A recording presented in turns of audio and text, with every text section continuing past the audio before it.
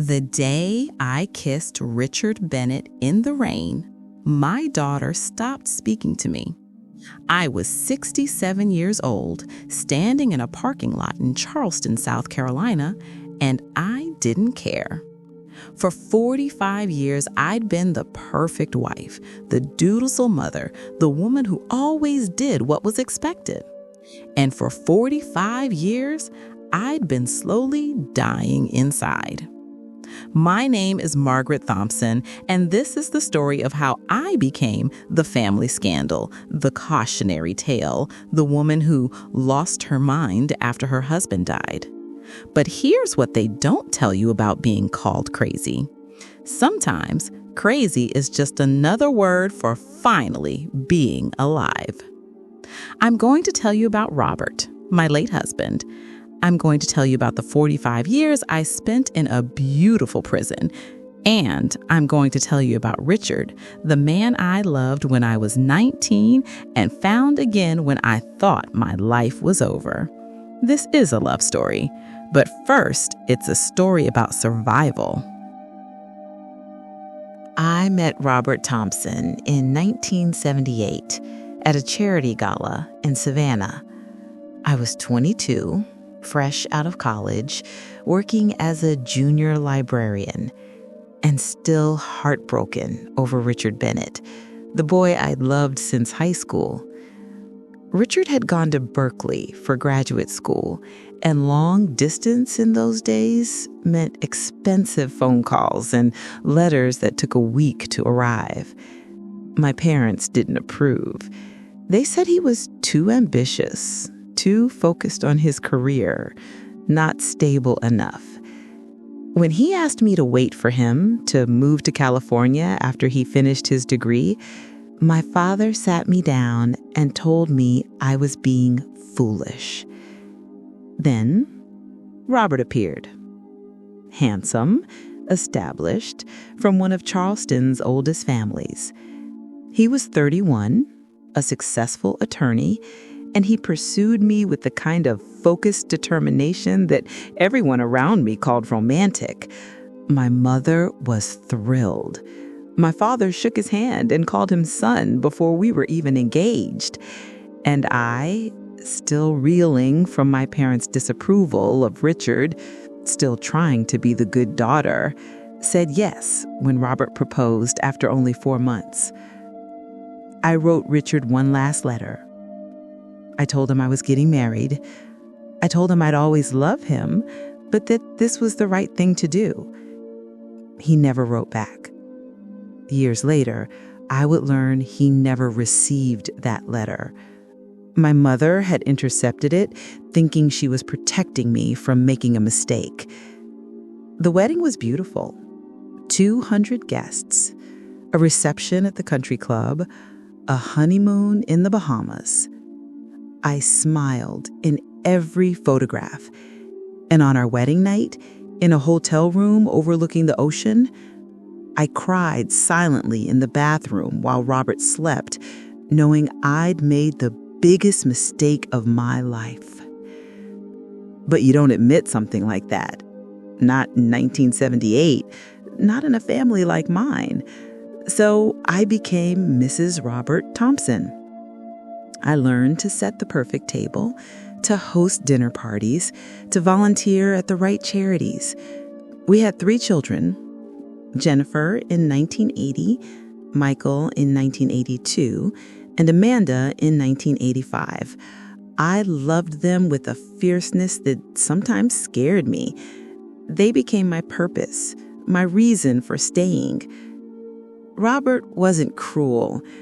That's what made it so hard to explain to anyone. He never hit me, never screamed at me, never did anything that would make people understand. He was simply absent. Present in body, gone in spirit. He worked late every night, spent weekends at the golf course, took business trips that lasted weeks. At home, he read the newspaper in silence, ate the dinners I prepared without comment, and slept in our bed like a stranger. We had separate lives that happened to occur in the same house. For 45 years, I told myself it was enough. I had my children, my garden, my library volunteer work. I had security, respectability, a beautiful home in the historic district. I told myself that butterflies in your stomach and passion were for young people, for romance novels, for foolish girls who didn't understand that marriage was about partnership and stability. I told myself that until the day Robert died. Robert had a massive heart attack on a Tuesday morning in March, right there in his office at the firm. He was 72 years old. They called me at 10:15. By 10:45, he was gone. I stood in that hospital corridor and I waited for the grief to come. I waited to feel something, anything, beyond the numbness that had settled into my bones decades ago. It never came. The funeral was exactly what everyone expected. Hundreds of people, business associates, family friends, members of the country club. They hugged me and told me what a wonderful man Robert had been, what a pillar of the community, how devastated I must be. I nodded and thanked them and played the role of the grieving widow because that's what you do. That's what I'd always done. Jennifer, Michael, and Amanda circled around me like protective wolves. They organized everything, handled all the arrangements, and informed me I'd be moving in with Jennifer and her family. Just temporarily, they said, until I got back on my feet. I was 67 years old, in perfect health, perfectly capable of living alone, but they'd already decided. They meant well. They loved me. But they saw me as fragile, as someone who needed to be managed and protected. After the funeral, after everyone left, after my children finally went home to their own families, I sat alone in the house I'd lived in for 43 years, the house that had never felt like mine. And for the first time since I was 22 years old, I let myself think about Richard Bennett. I wondered where he was, what he'd become. I wondered if he'd gotten married, had children, built the life he'd dreamed about. I wondered if he ever thought about me, about the girl I'd been, about the future we'd planned in whispered conversations on his parents' porch swing. And then I did something I hadn't allowed myself to do in over 4 decades. I went to my bedroom, to the back of my closet where I kept a small wooden box hidden behind shoeboxes and winter sweaters. Inside was every letter Richard had written me in college, a photograph of us at senior prom, and a dried rose from the first bouquet he ever gave me. I sat on my bedroom floor at 2 a.m, reading letters written by a 20-year-old boy to a 19-year-old girl, and I cried. Not for Robert, for myself. For all the years I'd been living half a life. For the woman I could have been if I'd been braver, if I'd trusted my own heart instead of everyone else's expectations. The next morning, I made a decision. I wasn't moving in with Jennifer. I wasn't going to spend whatever years I had left being carefully managed by my well-meaning children. I was going to start living. I just didn't know yet what that meant. The universe, it turned out, had plans of its own. 3 weeks later, I saw him. It was a Thursday afternoon in early April. I'd started going to the downtown Charleston library, the big one on Calhoun Street, because I needed to be somewhere that wasn't my house, somewhere that didn't echo with 45 years of silence. I was in the history section, running my fingers along the spines of books about the Civil War, when I heard a voice behind me say, "Maggie? Maggie Sullivan?" Nobody had called me Maggie Sullivan in 45 years. I turned around, and there he was. Older, gray-haired, with lines around his eyes that hadn't been there before. But those eyes, those warm brown eyes that used to look at me like I was the only person in the world, they were exactly the same. Richard Bennett, standing 3 feet away from me in a library in Charleston, South Carolina, looking at me like he'd seen a ghost. "Richard," I whispered, and my voice broke on his name. We stood there staring at each other for what felt like an eternity. People walked past us, life continued around us, but in that moment, the world had narrowed down to just the two of us and 46 years of unanswered questions hanging in the air between us. "I thought you'd moved away," he finally said. "After you got married, I thought you'd left Charleston." "I've been here the whole time," I said. "All these years, I've been right here." We went to a coffee shop around the corner. We talked for 4 hours. He told me he'd waited for my response to his last letter, the one where he'd asked me to come to California, to marry him, to build a life together. When I never replied, when months went by with no word from me, he thought I'd changed my mind. He thought I'd chosen a different path. He'd eventually married someone else, a marriage that lasted 12 years before ending in divorce. No children. He'd become a history professor, taught at universities across the country, and had recently retired back to Charleston, the city he'd always loved. I told him about the letter I'd sent, the one he never received. I told him about my mother's interference, though she'd been gone 10 years now and couldn't answer for what she'd done. I told him about Robert, about my children, about the life I'd built on the foundation of everyone else's expectations. And then I told him the truth I'd never spoken out loud to anyone. "I never stopped loving you," I said. "Not for a single day in 46 years. I became someone else. I lived another life, but I never stopped loving you." His hand reached across the table and covered mine. His touch was the same. After 46 years, after an entire lifetime, his touch still felt like coming home.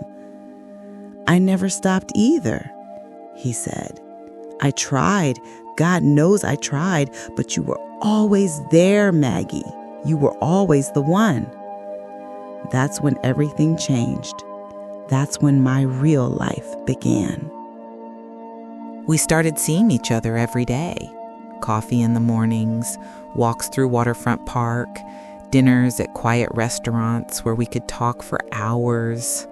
Richard told me about his years teaching, about the students he'd mentored, about the books he'd written on American history. I told him about my children, about the library programs I'd helped develop, about the garden I'd cultivated that had become my sanctuary during the lonely years. We were getting to know each other again, but it felt less like meeting someone new and more like remembering who we'd always been. For the first time in decades, I felt alive. I felt seen. When Richard looked at me, he didn't see a widow who needed to be handled carefully or a mother whose only purpose was taking care of everyone else. He saw Maggie Sullivan, the girl who dreamed of traveling the world, who'd wanted to write poetry, who'd believed in love that made your heart race and your hands tremble. He saw the woman I'd buried under 45 years of being someone else. But I was terrified to tell my children. I knew what they'd say. I knew how they'd react. So I kept Richard a secret. And the sneaking around made me feel like a teenager again. I'd tell Jennifer I was going to book club. I'd tell Michael I had a doctor's appointment. I'd tell Amanda I was volunteering extra hours at the library. And then I'd meet Richard, and for a few hours, I'd forget I was 67 years old and supposed to be in mourning. It was Richard who finally said we needed to stop hiding. We were having dinner at his apartment, a cozy place near the college, filled with books and the kind of comfortable furniture that actually gets used. He'd cooked pasta, something Robert never did in our entire marriage, and we were drinking wine and laughing about a story from high school when he took my hand and said, "Maggie, I wasted 46 years without you. I'm not wasting another day pretending we're doing something wrong. I love you. I've always loved you, and I want everyone to know it." My heart was pounding. My children won't understand. Robert's only been gone 2 months. They'll think I've lost my mind. "Have you?" he asked gently. "No," I said. "For the first time in my life, I think I've found it." He kissed me that night, really kissed me, the way he used to when we were young and the whole world was ahead of us. And I kissed him back, and I didn't think about what anyone would say or what anyone would think. I just felt. I felt everything I denied myself for 45 years, all the passion and joy and connection I'd convinced myself I didn't deserve. 2 weeks later, I invited my children to lunch and told them about Richard. That's when my life exploded. Jennifer stood up so fast her chair nearly tipped over. "Are you serious right now? Dad's been dead for 2 months, Mom. 2 months, and you're dating someone?" "I'm not dating someone," I said quietly. "I'm reconnecting with someone I loved long before I ever met your father." Michael's face was red. "This is insane. You're 67 years old. What are people going to think? What are Dad's friends going to say? His colleagues? You're embarrassing his memory. You're embarrassing us." Amanda was crying. "How could you do this to Dad? How could you move on so fast? Didn't your marriage mean anything to you?" That's when something inside me broke. Not in a bad way, in the way that something breaks when it's finally ready to be free. "Your father and I had an arrangement," I said. "A polite, respectful arrangement that looked like a marriage from the outside. But it wasn't love. It was never love. And I'm sorry if that hurts you, but I'm done pretending. I'm done living for everyone else's expectations." They didn't speak to me for 3 months. Jennifer told me I was selfish. Michael said I was having some kind of breakdown. Amanda cried and said I'd changed, that I wasn't the mother she knew. And they were right. I had changed. I'd finally become myself. Some of my friends from the country club stopped calling. Women I'd known for decades whispered behind my back at the grocery store. Someone left an anonymous note on my car telling me I should be ashamed. The pastor from Robert's church called to check on me and suggested grief counseling. Everyone had an opinion about what a 67-year-old widow should and shouldn't do. I didn't care anymore. Richard and I got married 6 months later. A small ceremony on the beach at sunset, just the two of us and a justice of the peace. I wore a simple white dress and flowers in my hair. And when Richard slipped the ring on my finger and said, "Finally," we both cried. My children eventually came around. It took time, hard conversations, and Amanda meeting Richard and realizing he wasn't some predator taking advantage of her grieving mother. They saw that I was happy, genuinely happy, in a way I'd never been before. They're still processing it, still adjusting, but they're trying. That's all I can ask. I'm 68 now. Richard and I have been married for 8 months, and every single day feels like a gift. We travel, we laugh, we stay up late talking about everything and nothing. We make love like people who know how precious time is. We live. If you're reading this and thinking it's too late for you, I'm here to tell you it's not. It's never too late to choose yourself. It's never too late to live the life you were meant to live. Don't let anyone tell you that love has an expiration date. Don't let anyone convince you that duty matters more than joy. I wasted 45 years. Don't waste yours. And now I want to speak directly to you on the other side of the screen. What did you think of Margaret's story? Did it touch your heart the way it touched mine? This is a real story. The names and locations have been changed to protect the privacy of those involved, but every emotion, every tear, every moment of courage is completely authentic. Love after 60 isn't just possible, it's beautiful, it's powerful, and it deserves to be celebrated. Society tells us there's an expiration date on passion, on romance, on starting over, but Margaret proved that's a lie. She showed us that it's never too late to choose happiness, to choose yourself, to choose love. If this story resonated with you, please subscribe to Real Hearts After 60. Hit that notification bell so you never miss our inspiring stories of love, courage, and new beginnings in the golden years. Share this video with someone who needs to hear it today. Leave a comment and tell us your story. Remember, your heart doesn't retire just because you do. So here's my question for you. If you could rewrite one chapter of your life starting today, what would it be?